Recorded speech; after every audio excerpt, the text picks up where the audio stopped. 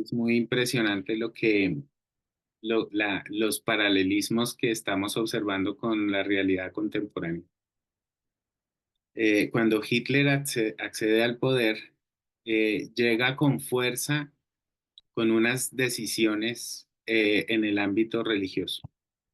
Y una de esas fue dictaminar a través del Estado cómo se deben manejar las iglesias.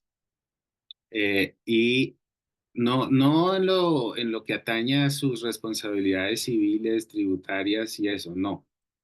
Eh, Él se metió directamente con la forma como las iglesias deben manejarse, estructurarse y cómo deben, bajo qué guía deben hacer sus oficios pastorales. Y a eso, en esa unificación, entonces hizo eh, una unión de fuerza. Es decir, agarró todas las denominaciones presentes en su momento y las convirtió en una sola iglesia, y a la fuerza. Puso a un partidario suyo a manejar esa iglesia. Y esa iglesia se llamó la Iglesia Evangélica Alemana. Entonces, no es que haya un documento específico frente al cual está reaccionando la declaración de Barmen. A lo que está reaccionando la declaración es a todas las disposiciones estatales que empezaron a regular la iglesia evangélica en Alemania. Es una iglesia una sola. Hagan de cuenta que agarró la presbiteriana, que agarraron los pentecostales, después los luteranos, y les dijeron, a partir de ahora, señoras y señores, ustedes son una sola iglesia. Y ustedes tienen que predicar esto y esto es lo que les decimos. Y además, les ordenó, fíjense, parece como si estuviéramos viendo Los Simpson.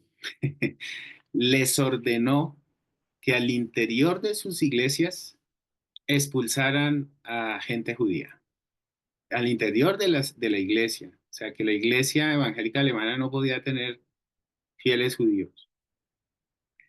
Entonces, frente a esto es lo que se reacciona. Creo que con esto también da luz cómo hila la manera en que el documento viene a la Biblia, presenta una realidad y luego viene su reacción en una lectura. Ahora, ¿quiénes fueron los que editaron este documento? Fueron personas, pues, de entrada demasiado valientes. Por supuesto que en un entorno así tan autoritarista, em, llegaron y, pues, por supuesto, esto está totalmente en contra, es totalmente violatorio de la palabra de Dios. Eh, y, pues, por supuesto, tenían que sistematizar en puntos fundamentales cómo podrían reaccionar a esa disposición. Y al principio tuvieron mucho éxito. Empezó a generar una convocatoria especial y a esa iglesia se le llamó la iglesia confesante. Es decir, al grupo de personas, autoridades de iglesias de diferentes denominaciones de la Alemania de la época de la década de los 30, se reúnen para poder reaccionar frente a esta disposición estatal. Entonces emiten este documento. Y dentro de las personas que hacen parte de la iglesia confesante, hay dos eh, teólogos, de los teólogos más importantes del siglo pasado.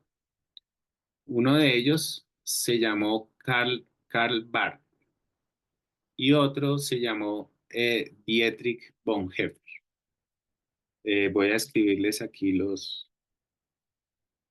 nombres. Karl Barth, ahí está en el chat el primer nombre y el otro es Dietrich, Dietrich Bonhoeffer. Eh, Empecemos por el último, Dietrich Bonhoeffer. Fue un pastor luterano, eh, pues una reconocida figura que empezó y editó bastantes libros que tienen una riqueza que hoy pues en muchos volvemos y bebemos. En algún momento de mi vida casi que me apropié de la figura de Bonhoeffer para mandar unas citas por un buen tiempo a través de redes sociales como para difundir y concientizar acerca de quién fue y qué fue lo que hizo, ¿no? Entonces, se trata de un teólogo alemán. Escribió sobre iglesia, escribió teología propia, escribió sobre salvación, escribió un libro muy hermoso que se llama Gracia Barata. Eh, Ahí está, digamos, escribió un señor tratado sobre ética, donde también tenía una formulación con respecto a la ética, eh, que es también bastante interesante, pero eso ya es, digamos, marco de otro tema, es ética luterana. Y bueno, Bonhoeffer finalmente fue asesinado en un campo de concentración, justamente por estas movidas, por participar en estas iniciativas. Em, Murió el 9 de abril de 1945. Recuerdo también con precisión la fecha porque el 9 de abril aquí en Colombia es el Día Nacional por la Memoria de las Víctimas. Y pues también tiene mucha fuerza porque coincide también con el magnicidio la fecha del magnicidio de Jorge Eliezer Gaitán, ¿no? Y ese día debería ser un día en que la Iglesia confesante de Colombia, en la medida de lo posible, pueda movilizar la gente para expresarse en función de las víctimas, de todo tipo de víctimas en el conflicto armado colombiano. Ese fue Bonhoeffer. Y Barth ya es más familiar, digamos, o más cercano a la tradición reformada. Efectivamente, fue un teólogo reformado. Em, También, pues, tiene unas formulaciones acerca de la doctrina, de la fe. A Barth se le debe en alguna medida la salvación de la teología, porque la teología había caído en un letargo en el siglo XIX. Em, y, digamos, la teología preponderante era la teología liberal, que en alguna medida era como relegar la teología solamente a hacer historia. Hagamos historia y tratando de recuperar allá el mundo grecorromano y los eh, diferentes contextos en los que se escribió la Biblia. Era eso hacer teología. Pero miren lo interesante. Los alemanes fueron las personas que pudieron hacer lo que se llama los aparatos críticos de la Biblia con los diversos manuscritos que están regados en diferentes partes del mundo. Ellos hicieron un trabajo técnico realmente impresionante y lo hicieron durante el siglo XIX, el siglo XX, perfeccionaron todos los métodos y de ahí salen, eso retoma un poco lo que hablábamos la vez pasada con respecto a las bases de las versiones de las Biblias, ¿no? Hay versiones que tienen que ver con traducción, pero esas tienen unas bases que denotan un aparato crítico que dice, mire, vamos a poner este verbo porque es el papiro que está en el Museo Británico y data del año 500, del siglo sexto, ¿sí? Aquí vamos a poner esta palabra porque en nuestra formulación técnica es seguramente la palabra más acercada. Entonces, así hay construcciones de aparatos críticos, eso lo tienen que ver también en hermenéutica. Pero ¿cuál es el punto? Que eh, muchos promotores de la Iglesia Evangélica Alemana, que ustedes ya saben entonces de qué lado de la historia estuvieron, eran expertos en historia bíblica y eran eruditos hermanos y hermanas queridas, eran eruditos en hebreo, en arameo y en griego. Y hicieron parte y promoción de la figura de Hitler en Alemania. Entonces uno dice muchas veces, ¿no? ¿De qué sirve el, el conocimiento técnico y llegar a esa profundidad técnica si no se mete la palabra en el corazón y en el alma? Sí. En alguna medida, Barth dijo algunas cosas similares haciendo una evaluación de la teología de su época. Y es que era una crisis franca, evidentemente. Mucho experto y mucho perito, mucho técnico, pero la gente no estaba guardando el evangelio, estaba confundiendo el evangelio, ¿no? Hoy la situación es distinta, porque pareciera que las diversidades de las iglesias van como en un rumbo también en donde, eh, decía un amigo, están, eh, están eh, están confundiendo evangelio con otra cosa, ¿no? Con aspiraciones de poder, si estamos hablando de política.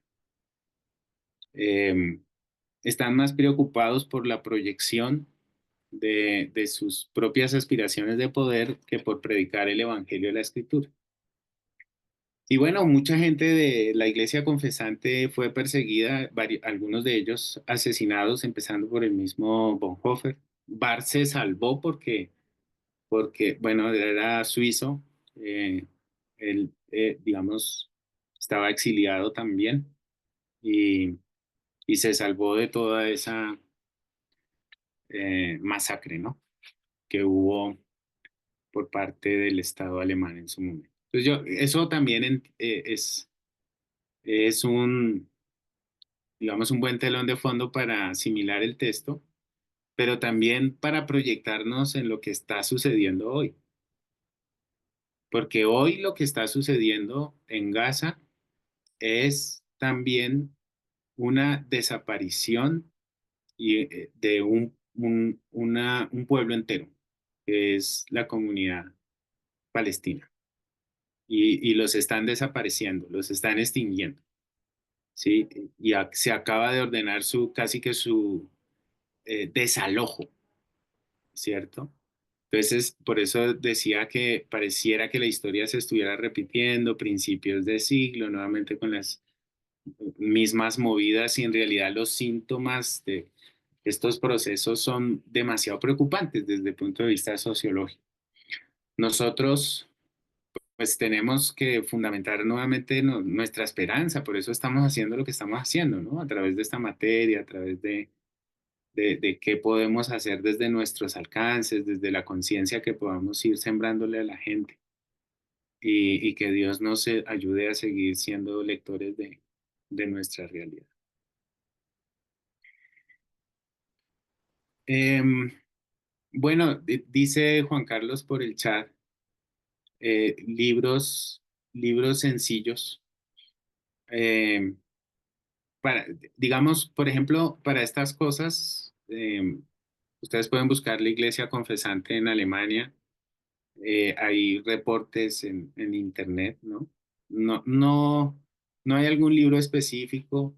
eh, si vamos, digamos, por lo sencillo, ¿no? Hay obras importantes de historia, pues que dan cuenta de los procesos históricos o pues los mismos autores que también van hablando de la realidad que vivieron. El caso de Bonhoeffer, el caso de Barth, ¿cierto? Y de otros teólogos, por ejemplo, otro reformado muy especial que murió el año pasado, se llamó Jürgen Moltmann, que también, digamos, eh, hablaba y testimoniaba acerca de la realidad que le tocó vivir en esa época, ¿no? Y que pues hoy día de verdad que eh, parecieran repetirse muchas cosas. Entonces, iglesia confesante, iglesia evangélica alemana, iglesia en el tiempo de Hitler, por ahí googlear y tratar, digamos, como de leer, apropiarse. de esas cosas, pero no por conocimiento, sino por entendimiento, ¿no? Para tratar también de ser lectores de nuestra propia historia contemporánea. Muy bien. ¿Alguna otra pregunta, alguna otra inquietud hasta acá? Para dar como el paso siguiente también, vamos volviendo a la plataforma, por favor, al Moodle.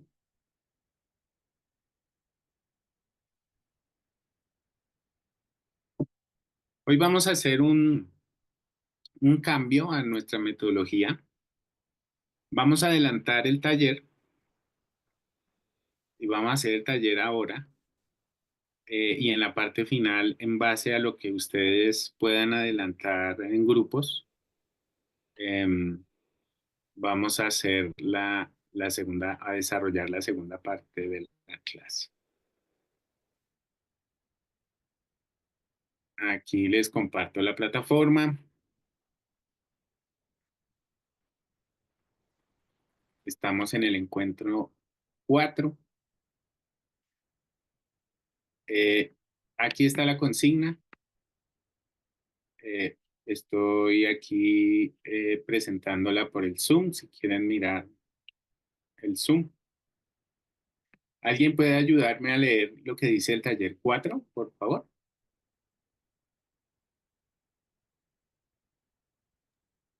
Reunirse en 5 grupos y basados en la declaración de Barmen, deben conversar para determinar una lista de 10 palabras que describan la finalidad de la ética de la Iglesia como comunidad cristiana frente a lo político y 10 palabras que describan la finalidad ética del Estado. Un representante del grupo debe subir las 20 palabras, 10 Iglesia, 10 Estado, anotando las personas de su grupo en el foro designado para eso. Gracias. Entonces aquí tenemos el recurso. La idea es enfocarse, volver a la lectura de la declaración de Barmen. Es corta, pero es tremendamente sustanciosa. Em, y vamos a pensarla desde el punto de vista ético. La finalidad de la ética de la Iglesia como comunidad cristiana frente a lo político, hacia afuera, ¿no? ¿Cuáles serían 10 palabras claves que puedan definir esa finalidad? Entonces, escriban 10 palabras. Ejemplo, y no voy a acercarme al tema, santidad, sociedad, ¿sí? Una sola palabrita. Entonces, van escribiendo 10 que refleje la finalidad de la ética de la iglesia como comunidad cristiana frente al escenario político.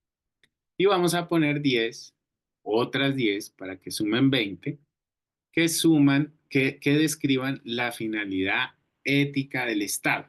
¿Sí? Hablo de la organización estatal.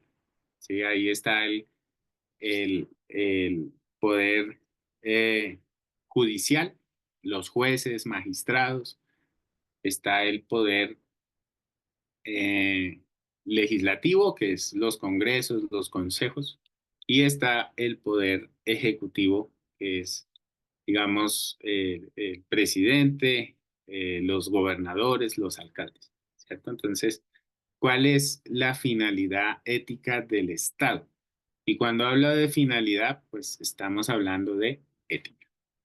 La idea es que puedan reunirse en grupo y sacar esas dos listas. Entonces, 10 de la iglesia frente a lo político y 10 del mismo Estado.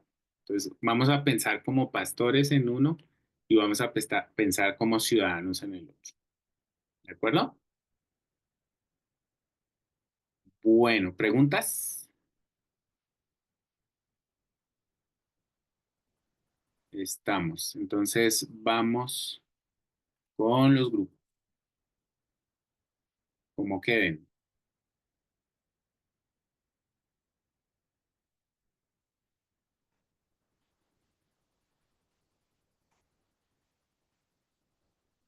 Bueno, abrimos las salas y vamos ingresando a los grupos.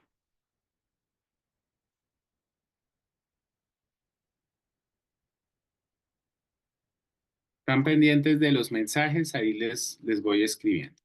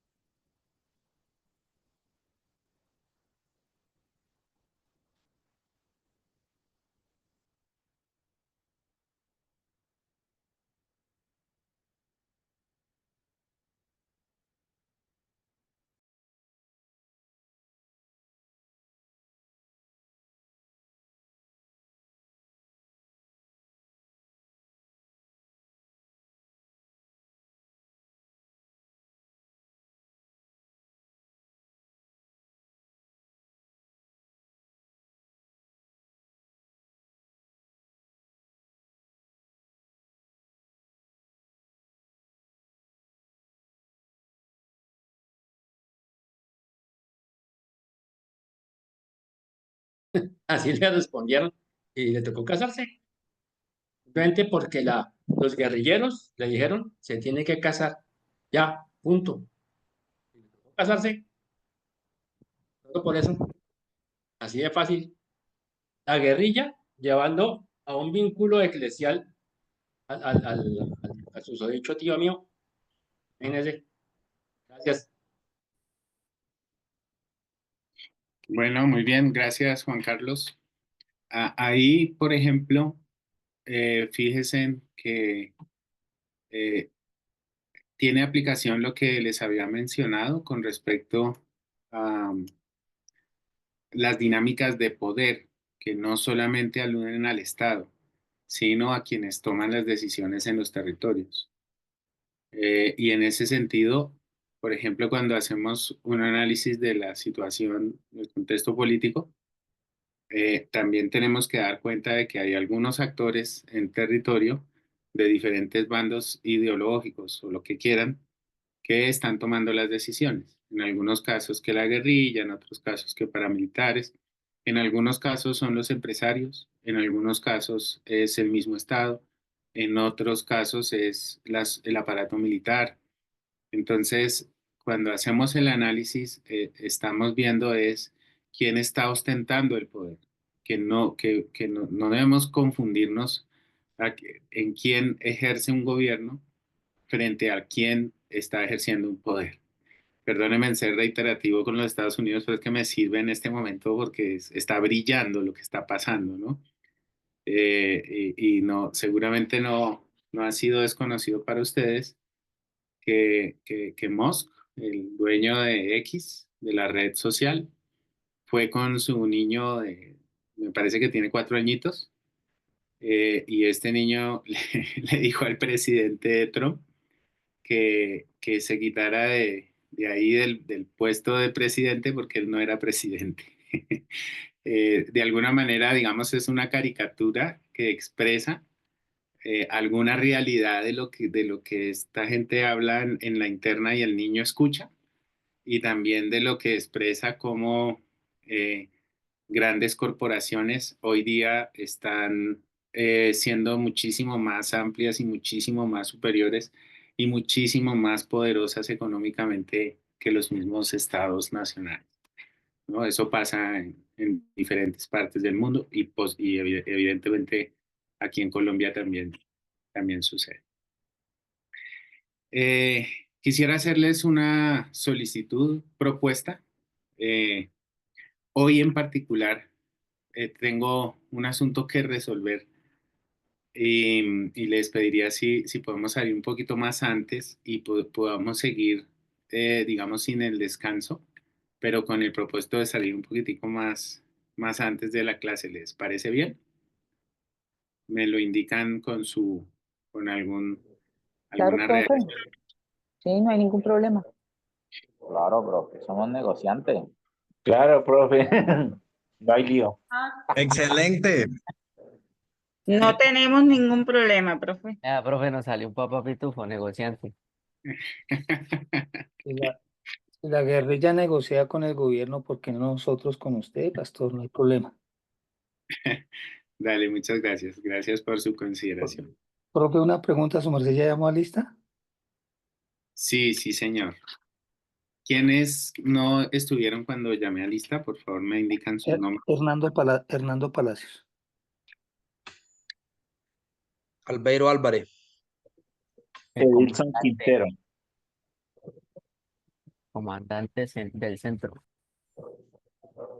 Pues sí, Pongan de en claro. pronto Dairo Cermeño, como yo apenas escribí por el chat, Dairo Cermeño presente, porque no tenía micrófono. José Ludwig, Benito Guzmán, presente también, profe. Cuéntelo, camarada. ¿qué te cuenta que el comandante Fran me echó de Urabá, mijo? Vengan a molestar con eso. Ahora usted es de Usted Córdoba. pidió traslado, viejo. Usted pidió traslado. Déjese andar con su cosa y usted pidió traslado. Muy bien.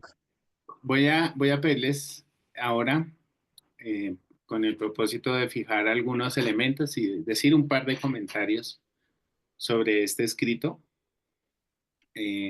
por favor. Profe, disculpe una pregunta. Sí, señor.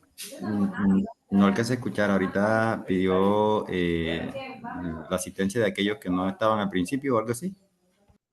Sí, es que saqué lista en el principio de clase y quería saber si alguien no estaba presente para poderlo agregar con un Ah, yo, Profe, profe, yo no estaba presente. no sé si usted me llamaría a lista, profe Rubén. Sí, yo por ahí llamé a lista, pero creo que no No, respondió. el profe se llama John, no Rubén. Estaba en el comienzo, cuando ya usted pasó lista, ya. Ah, ok, bueno. Perfecto, gracias. Vamos a dar clic, por favor, en ese vínculo que les aparece allí, en el chat. Vamos a hacer un ejercicio. Y escúchenme, por favor, con claridad antes de hacer cualquier cosa. Si ustedes le dan clic ahí, debe aparecerles una imagen como la siguiente.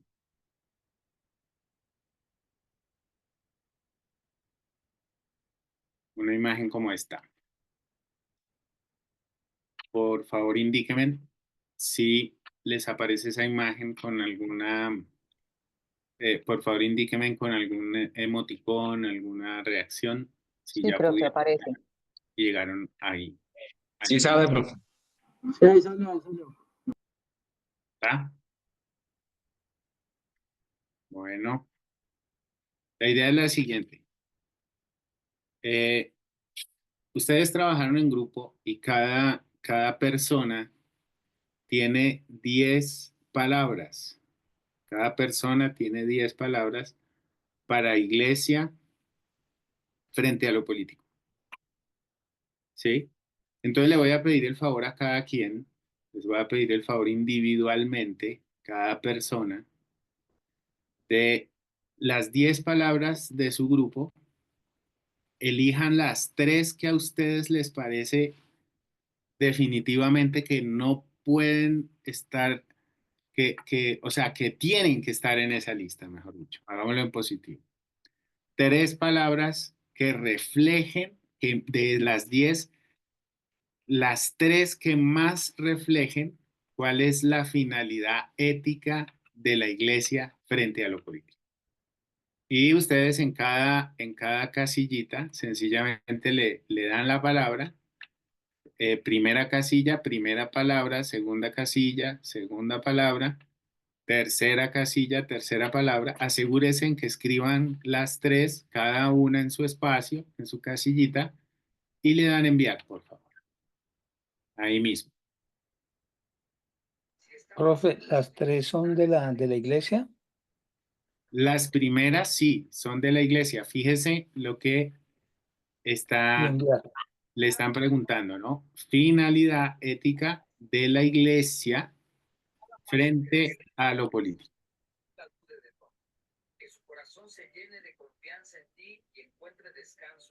¿De acuerdo? Lo hace Bueno, una persona, el grupo trabajó sobre 20, 10 y 10. sí, pero estamos enfocándonos primero en las 10 de la iglesia. Sí, la pregunta es, ¿la sube uno del grupo o todos debemos hacerlo? En este momento, cada participante de la iglesia, de la clase, todos y cada uno de ustedes debe hacerlo. En este momento. No, ahí no les piden nombre, tranquilos. Ok. Esto es que cada uno elige 3 de las que hicieron en su grupo. ¿Cuáles son las que más? Y las ponen ahí, por favor. Ahí van apareciendo las que colocan los demás, ¿sí, profe?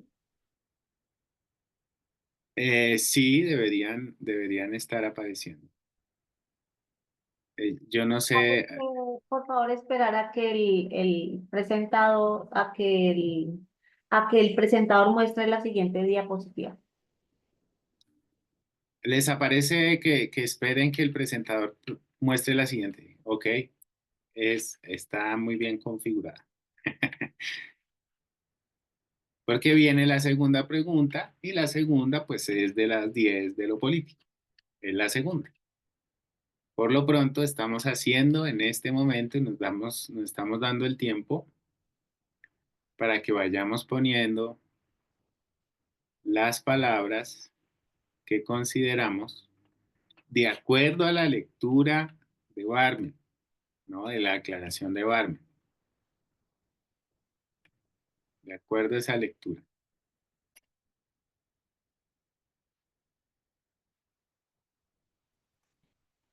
Muy bien. Vamos terminando el ejercicio.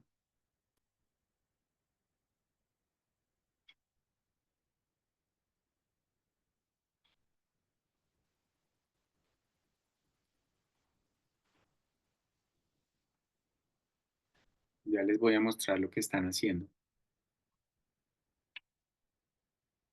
Si este computador me deja.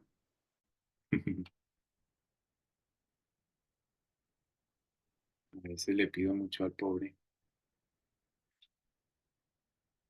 Ah, no me quiere ayudar. Es rebelde.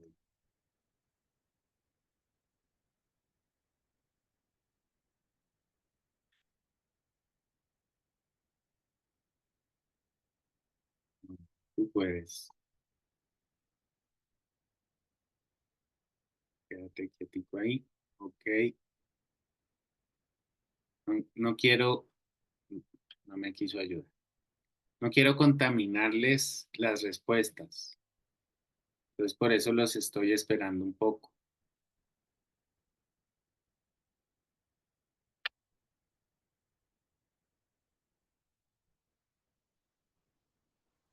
Ok, vámonos por acá.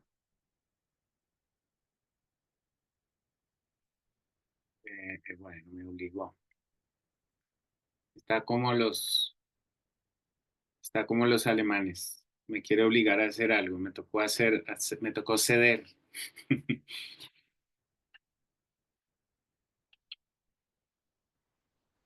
Bueno, ahí vemos.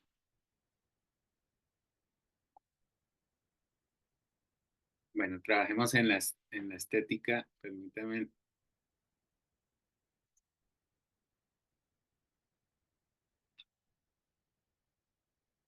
Como para que lo puedan ver. Ustedes en el fondo están viendo la imagen de nuestros personajes, ¿no? La imagen de Bonhoeffer, la imagen de Bar.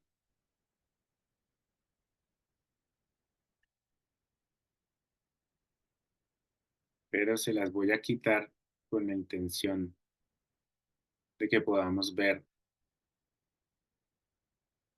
la nube de palabras.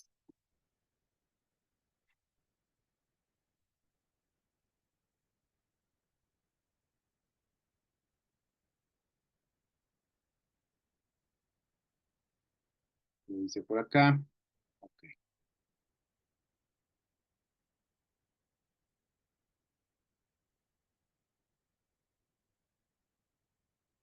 Discúlpenme, hermanos, que estoy teniendo problemas con el computador. Ya me está pidiendo mantenimiento.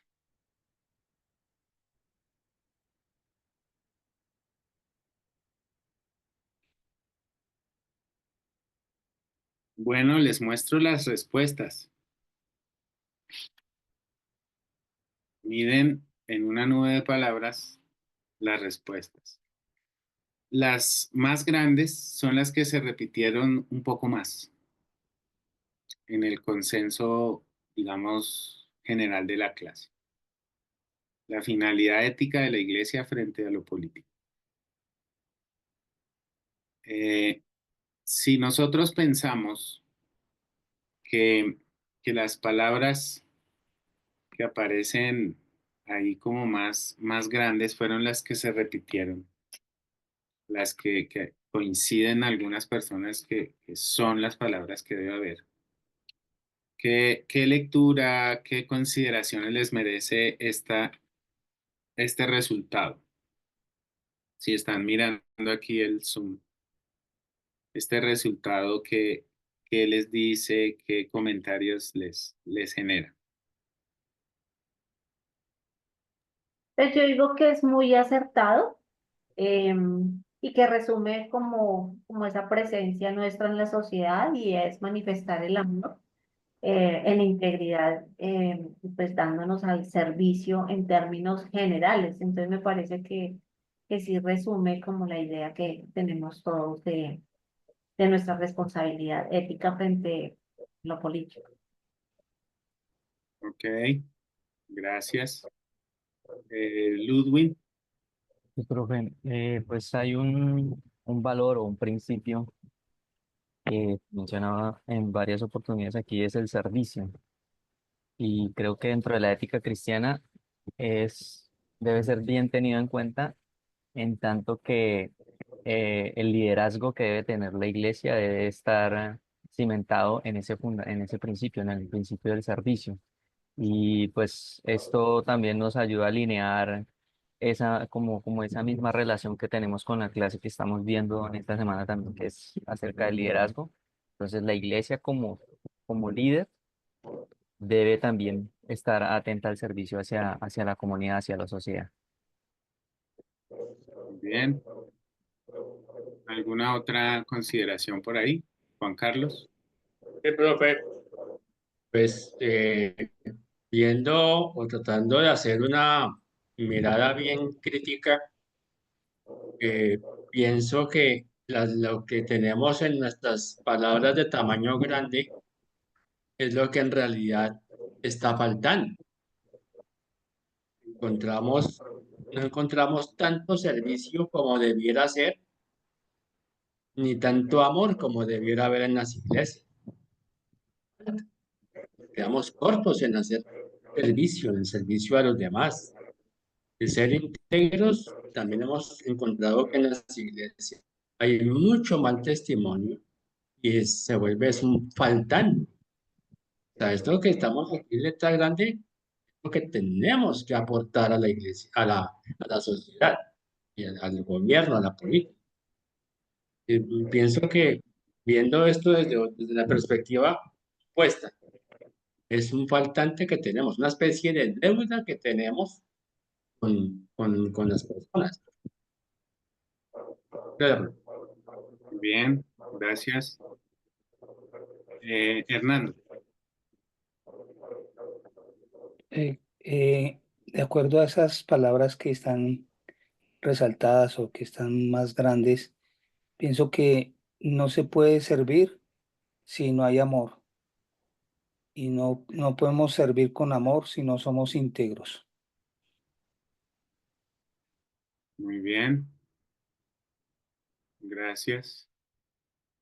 Por aquí escribieron en el chat, podríamos decir que son aspectos y principios que se deben fortalecer. Muy bien. Albeiro.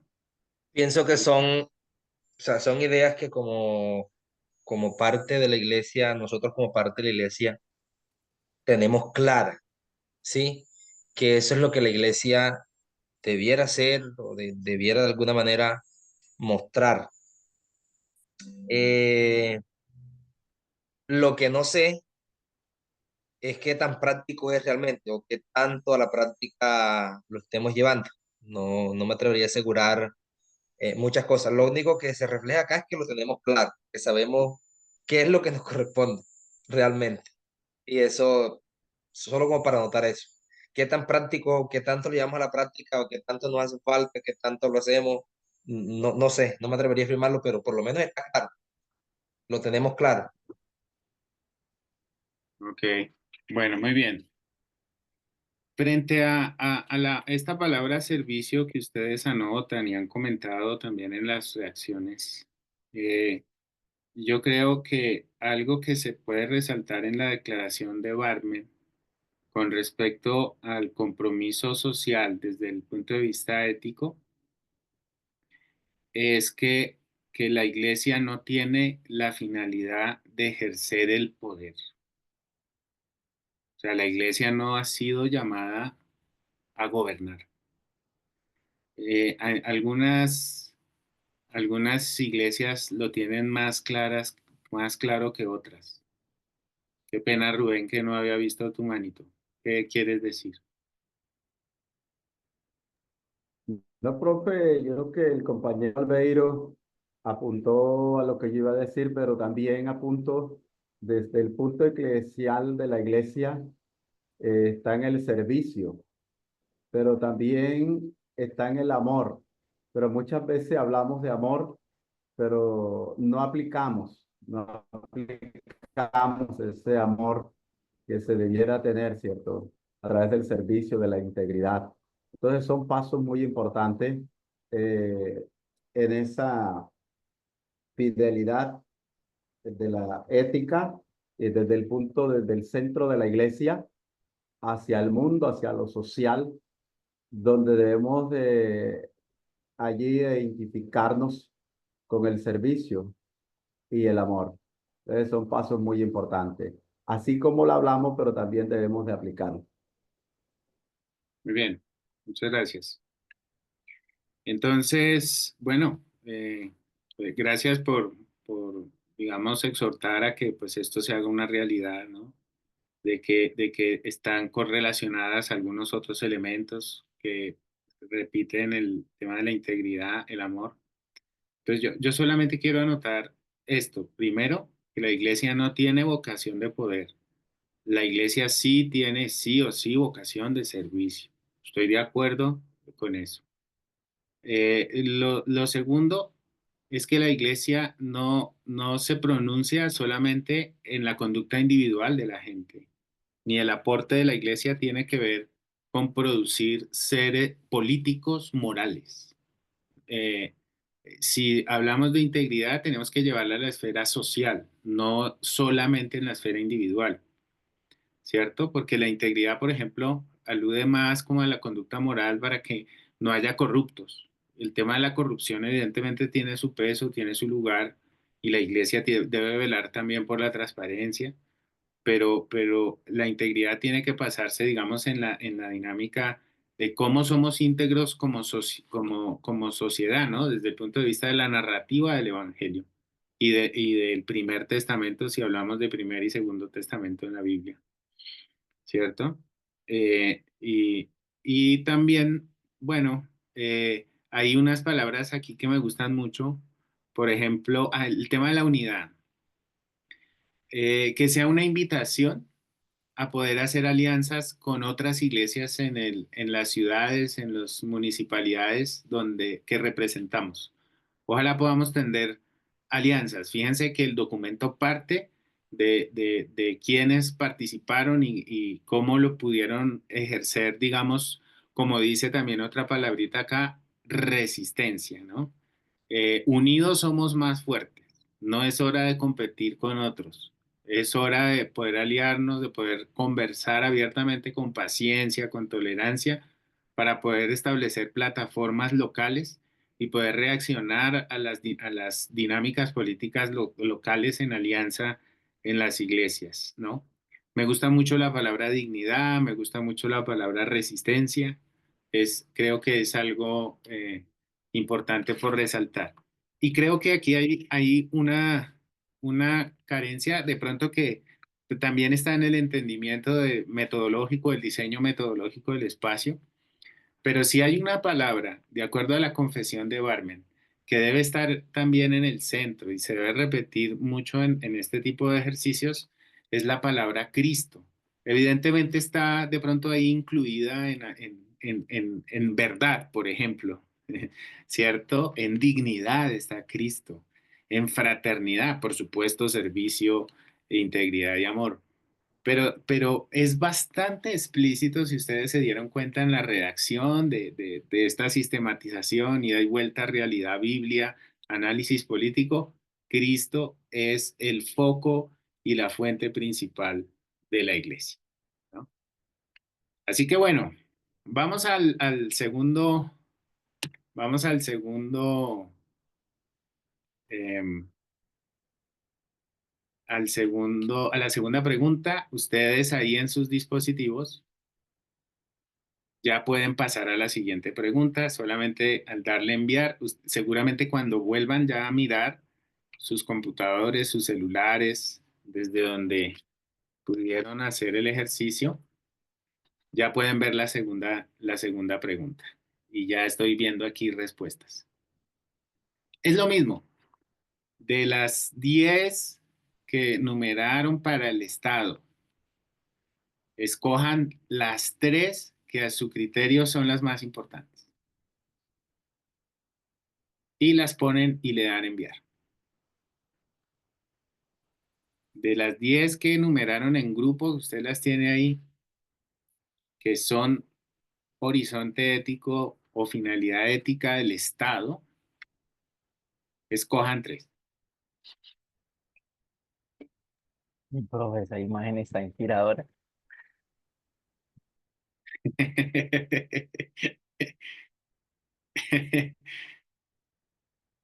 Hay que usar la imagen para evocar el sentido contrario, ¿no?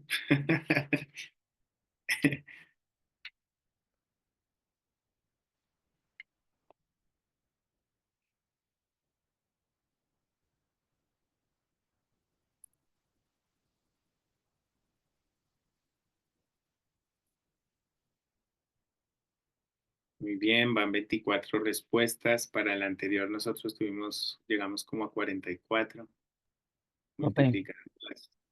¿usted cómo cree que haría Bonhoeffer en su momento para poder tener esa concentración de poder estudiar y de poder escribir sus libros en medio de tanta persecución y de tanta guerra? ¿Cómo haría él para haber sacado esos tiempos y esos espacios donde él se pudiera sentar a escribir? Sí, pues cada generación desarrolla capacidades distintas según lo que ha tenido a la mano, ¿no? Por ejemplo, en la Biblia, los hombres y las mujeres de la Biblia tenían una memoria supremamente fuerte porque no tenían la forma como nosotros registramos hoy todo. Y anteriormente, pues cuando no había dispositivos electrónicos o otro tipo de distracciones que tenemos hoy, y por ahí algunos elementos culturales como disciplina o enfoque que tienen bastante los alemanes, que los conocí de cerca. Bueno, todo eso ayuda, efectivamente, ayuda. Y también la presión emocional. Evidentemente, gran parte de la obra de Bonhoeffer fue editada, publicada y terminada antes, pues, del proceso martirial que tuvo que recibir, especialmente en los 2 últimos años de su vida. Pero aún en la cárcel escribió. Aún estando en la cárcel escribió. Muy bien. 40. Quedémonos con estas 40 a ver cómo nos va. Y les hago las mismas preguntas, hermanos y hermanas queridas. No les voy a quitar esa imagen horrible que aparece ahí. A ver, ¿cómo la ven? Pues que así como en la otra el servicio, el amor y, y se me olvida la otra palabrita que estaba allá en el otro lado, es lo que más nos reflejaría como iglesia, que no lo tenemos como bien lo dijeron, que es donde más tenemos como que esforzarnos para mostrar. También en este caso la equidad, la justicia y la responsabilidad son cosas en las que el Estado también debe trabajar porque es lo que más falta nos está haciendo. Muy bien, muchas gracias. ¿Alguien más le gustaría opinar sobre el resultado de este ejercicio que hicimos hoy en clase? Sí, profe. Sí, Si lo miráramos a nivel de nuestro contexto, con nuestro país, yo pienso que ese principio del orden eh, creo que aparece en el escudo de nuestro país, que dice libertad y orden.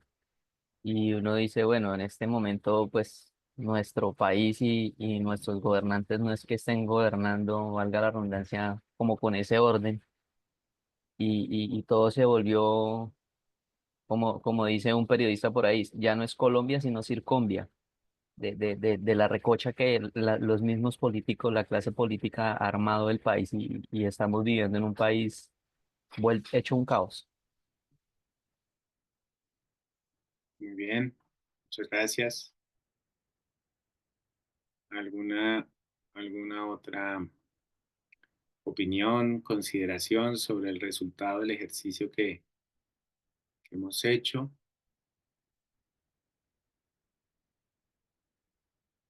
Profe, creo que en esas palabras resaltantes de esas tres, observamos también el anhelo que hay como humanos que somos, el cual uno quiere que nuestro estado nos corresponda como ciudadanos que somos, ¿no?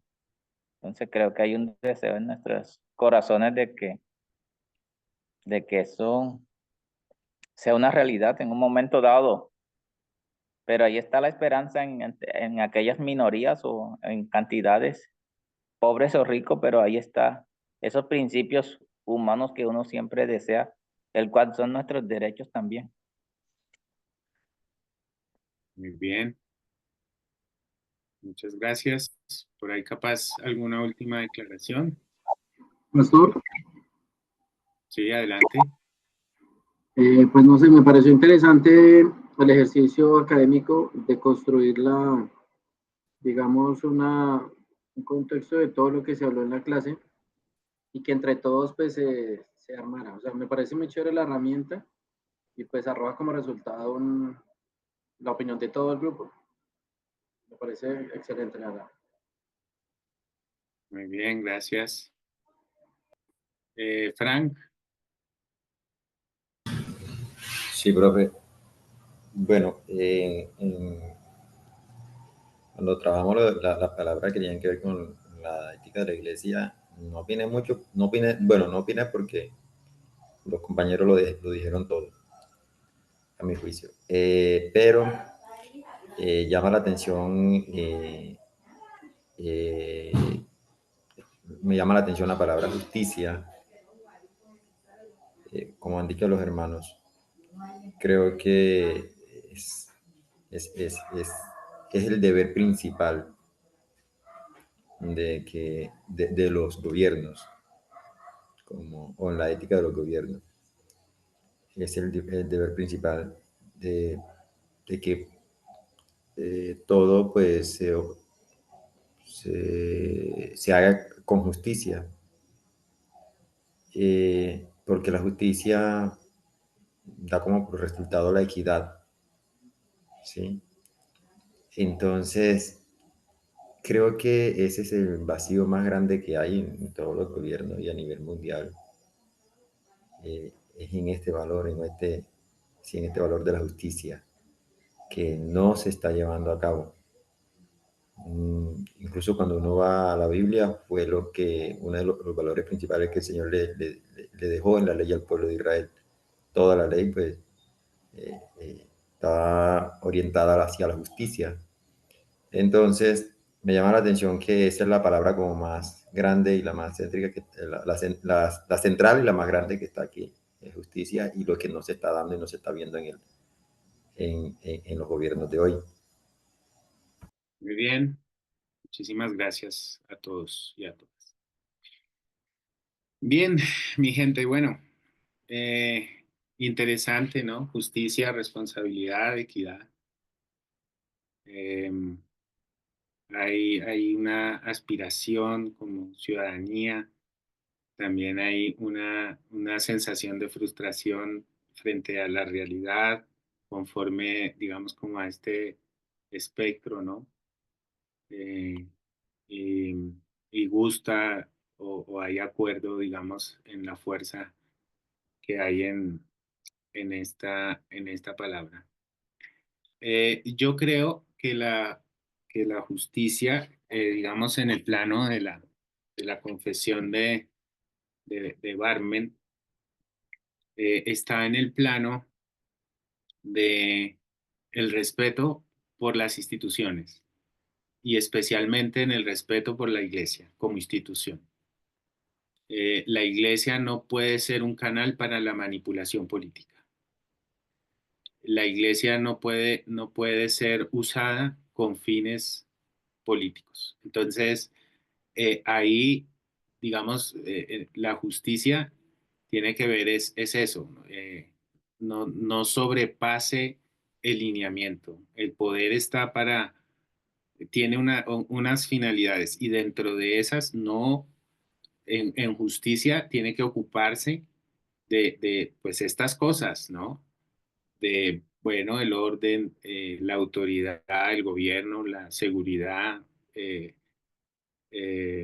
cierto, verdad, progreso, hay como un espectro, pero digamos el punto es que en perspectiva de la confesión de Barben, hermanos, es que el Estado no tiene por qué entrometerse y manipular a la iglesia.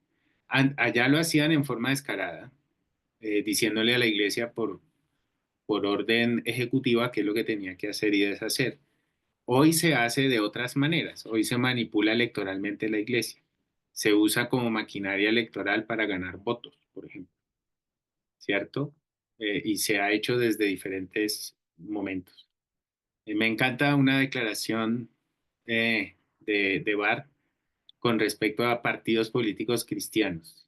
Decía Barr en su momento, porque eso es, digamos, parafraseándolo, eso es una defecio, decía Barr. Es una forma en que, por un lado, la iglesia tiene aspiraciones de poder y eso jamás Dios nos mandó. Y por el otro lado, el Estado ve las oportunidades que tiene para manipular la iglesia. Eso se viene haciendo en Colombia desde los tiempos, especialmente estas dinámicas de nuevas formas de ser iglesias a partir de los 90, en donde los candidatos políticos se metían a diferentes auditorios con el fin de ganar votos. Y hoy lo siguen haciendo, efectivamente. Entonces, el Estado tiene su espacio, ¿cierto? Y la iglesia también tiene su espacio y el Estado tiene que respetar el espacio de la iglesia. Otro asunto es que, bueno, fíjense que está bien justicia. Yo preferiría llamarla derecho, porque tiene una connotación más abarcativa. Aquí dice, por ejemplo, derechos, ¿cierto? Por aquí vi otra palabra similar, derecho, verde. Aquí está. A mí me gustaría que la palabra hubiera sido derecho. Así como extrañé la palabra Cristo en el primero, ahora extraño la palabra derecho. Porque derecho no habla de una justicia punitiva, sino habla de una justicia creativa, que es como la justicia de la Biblia, ¿no? Y alude especialmente, por ejemplo, al respeto del Estado por las diferentes comunidades, instituciones que gobierna. Ahí está la palabra gobierno, también está dentro de la palabra derecho. Transparencia está dentro de la palabra derecho. Honestidad está dentro de la palabra derecho. Entonces, hecho.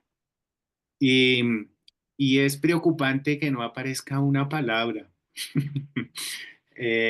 Si ustedes leen la confesión de Barmen, creo que explícitamente, sí, es en el numeral 5. Miren lo lindo. Me va a permitir leerlo así rápidamente. El numeral 5 dice: la escritura nos dice que de acuerdo al mandato divino, el Estado tiene el deber de preocuparse conforme al mejor saber y entender humano, y no con amenaza y aplicación de la fuerza, por el derecho y la paz en este mundo. Entonces, así como está la paz, así como está el derecho, también debe estar la paz. Y la paz aquí brilla por su ausencia. Seguramente también tiene que ver con cierto pesadez o cierto significado que la palabra políticamente en este medio y en este contexto ha tenido. Pero queridos, queridas, shalom es un término central en el Primer Testamento. Irene es un término central en el Segundo Testamento. La palabra paz es transversal a la escritura y exige, digamos, cuando habla acerca de los gobernadores, de del Estado, del príncipe de paz, que viene a instaurar un nuevo tiempo en donde hay respeto, donde cada quien puede sentarse bajo de su higuera a vivir con tranquilidad. El Estado debe propiciar la paz. Así que bueno, que Dios nos ayude. Y también en esas circunstancias, porque era un contexto también en donde se estaban calentando las cosas para propiciar la guerra.